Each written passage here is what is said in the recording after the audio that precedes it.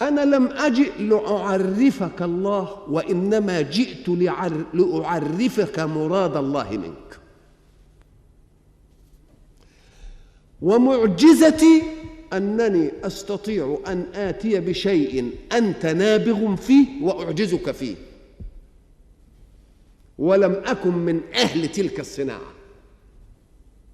فحين يأتي رسول بمعجزة ليقول لنا ذلك، فإما أن نصدقه لأنه دلني على شيء أنا أبحث عنه، ومن دلك على شيء أنت تبحث عنه سيظل ذلك الشيء محل اليقين منك إلى أن تأتي قوة أخرى لتقول لا هو كاذب، وإنما الذي فعل كل ذلك هو شيء آخر.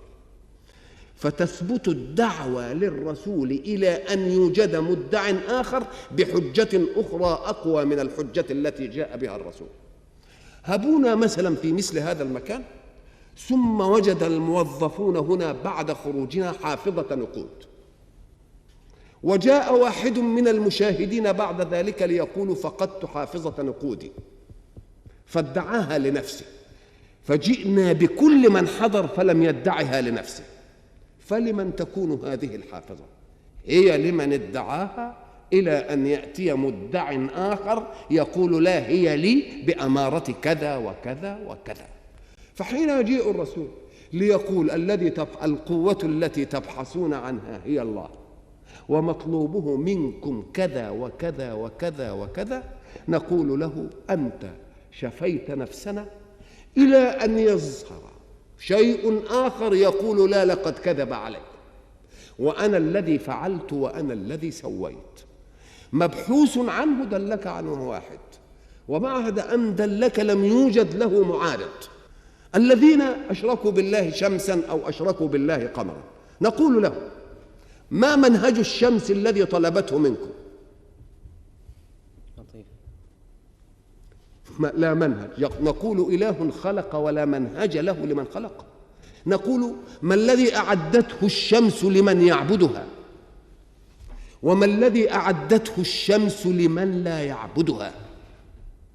إله بلا منهج وبلا جزاء لمن خالف ولا لمن أطاع لا يسمى إلها. إذن فبطل أن يكون غيره.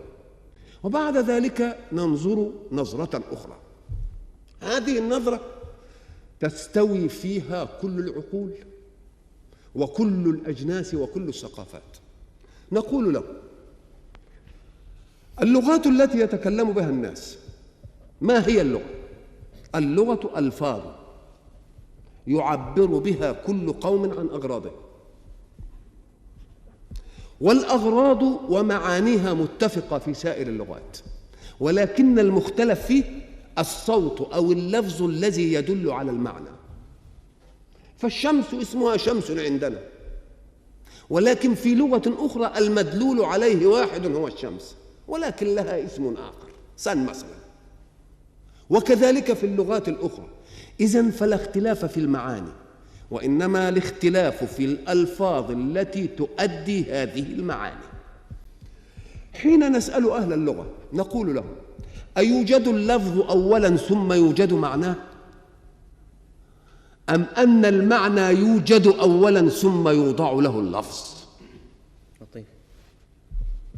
الكل مجمع على أن المعنى يوجد أولا ثم يوضع له اللفظ، بدليل أن الأمور العدمية لا ألفاظ لها في اللغات. لم نكن نتطلب من أي لغة قبل أن يظهر التلفزيون أن يوضع اسم لذلك التلفزيون، ولكن لما وجد المعنى والمدلول عليه اضطررنا أن نضع له لفظا، ده يقول تلفزيون وده يقول تلفاز وده يقول أي كذا. إذن فوضع الألفاظ للمعاني والأسماء للمسميات إنما يتأتى بعد وجود المعاني وبعد وجود المسميات.